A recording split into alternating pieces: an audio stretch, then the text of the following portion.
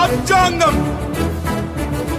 భారత రాజ్యాంగం ఒక పుస్తకం కాదు, 7 తరాల త్యాగాల జ్ఞాన యుద్ధాల గ్రంథం, మానవ జాతి విముక్తి గీతం.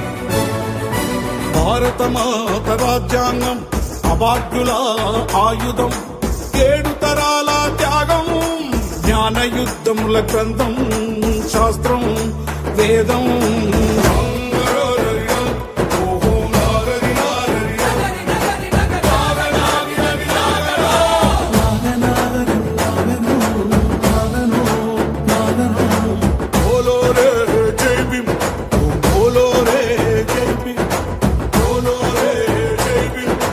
జై జై జై జై జై భీమ్.